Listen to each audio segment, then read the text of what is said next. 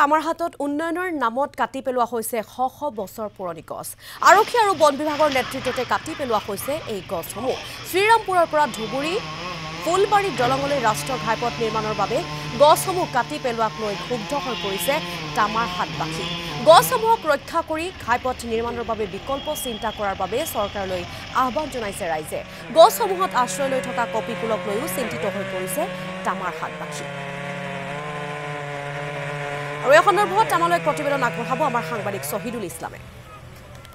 হয়, প্ৰকৃতি ধ্বংস কৰা এক দৃশ্য, যি দৃশ্য দেখিলে সকলোৰে চকু সেমেকি উঠে। নিৰাশ মনত দুখ বেদনা লৈ তামাৰহাটৰ একাংশ ব্যক্তিয়ে চাই আছে কেইটিমান বৃক্ষলৈ। কাৰণ বন বিভাগৰ যি হাতিয়াৰ এই বৃক্ষসমূহত চলি আছে আৰু এই বৃক্ষসমূহ ধ্বংস কৰা হৈ আছে। এফালে উন্নয়ন আৰু আনফালে দেখা গৈছে যে এক ধ্বংসযজ্ঞ। এই ধ্বংসযজ্ঞৰ যি দৃশ্য, সেই দৃশ্য দেখিলে প্ৰতিগৰাকী প্ৰকৃতিপ্ৰেমীৰ মনত এক দুখ জন্মাটো এক স্বাভাৱিক কথা। কাৰণ শ শ বছৰ পুৰণি যি বৃক্ষসমূহ আছে, সেই বৃক্ষসমূহ নিমিষতে ধ্বংস কৰা হৈছে। এই বৃক্ষসমূহ ধ্বংস কৰাৰ ফলত দেখা গৈছে যি তামাৰহাট অঞ্চল আছে, সেই তামাৰহাট অঞ্চলৰ ৰাইজৰ মনত দুখ আৰু বেদনাই ভৰপূৰ হৈ পৰিছে। একাংশ ব্যক্তি আছে, মই কথা পাতিম। হয় দাদা, কি ক'ব? দেখা গৈছে যে নিৰাশ মনে আপোনালোকে চাই থাকিব লগা হৈছে। হয়, কি ক'ম, দুখৰ বিষয়, ক'বলৈ ভাষা নাই। যি গছবিলাক কাটি আছে, এই গছবিলাক মই অকল নহয়, মানে মোৰ ককা দেউতাৰ দিনৰ গছ। মোৰ দেউতাকৰ আজি প্ৰায় নিয়াৰ এবাউট 90 ইয়াৰ্ছ। মোৰ দেউতাকৰ এই গছটো যেনেকুৱা দেখিছিল তেনেকুৱাই, মানে গছটো যেনেকুৱা আমাৰ পৰিবাৰৰ এজন, গছটো যেনেকুৱা আমাৰ এজন গাৰ্জেন হিচাপে আছিলে। কিন্তু আজি বৰ দুখ লাগিল, এই গছটো আমাৰ পৰা মানে এই ডেভেলপমেণ্টৰ কাৰণে, ৰাস্তা হ'বৰ কাৰণে গছটো কাটিব লগা হ'ল। ইয়াততো ডেভেলপমেণ্ট আমি বিচাৰোঁ, ডেভেলপমেণ্ট হৈ আছে, ভাল কথা।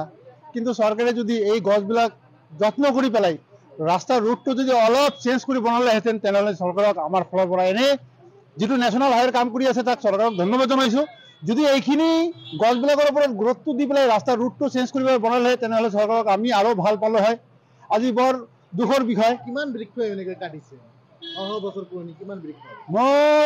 মই তামাৰহাট গাঁৱত মই দেখা মতে আমাৰ ৰোডৰ ওপৰত মানে এইখিনিৰ ভিতৰত নিয়াৰ এবাউট 50-50টা মানে 1 কিলোমিটাৰ ওপৰত গছ।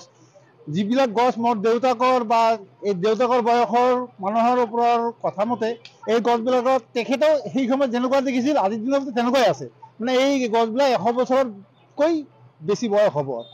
সদায় ৰাতিপুৱা আহি এই বৃক্ষবিলাক দেখা পায়, আজি কালিৰ পৰা কিন্তু দেখা নাপাব। এইটো আৰু নক'ব, এইটো আৰু কি ক'ম, এইটো মানে একো ভাষা নাই, আমাৰ ভাষাই নাই। আমি কি ক'ম, এই গছবিলাকে যেতিয়ালৈকে আমি চাওঁ, মানুহ যেতিয়া আহে এই গৰম দিনত, মানে কিমান যে গছবিলাকে মানুহক সহায় কৰে, আমাৰ অক্সিজেনৰ কাৰণে কিমান যে আছিল। আমি এতিয়া যে আমাৰ কি হ'ব, প্ৰাকৃতিকভাৱে আমাৰ এই গাঁওখন অক্সিজেনৰ অভাৱত বহুত মানে প্ৰব্লেম হ'ব বুলি মই ভাবোঁ। মই চৰকাৰক এতিয়া মানে যদিও নেশ্যনেল হাইৱে হৈ আছে, যিখিনি আমাৰ ক্ষতি হ'ল, চৰকাৰে যাতে চিন্তা কৰে ইয়াৰ পৰিৱৰ্তে কি মানে উদ্ভিদৰ গাঁৱৰ কাৰণে কিবা পদক্ষেপ লৈ গছ লগোৱাৰ কাৰণে মানে ব্যৱস্থা ল'বৰ কাৰণে অনুৰোধ জনালোঁ। এই সন্দৰ্ভত আমালৈ এক প্ৰতিবেদন আগবঢ়ালে আমাৰ সাংবাদিক শহীদুল ইছলামে। তেওঁক এই মুহূৰ্তত আমি ধন্যবাদ জ্ঞাপন কৰিছোঁ।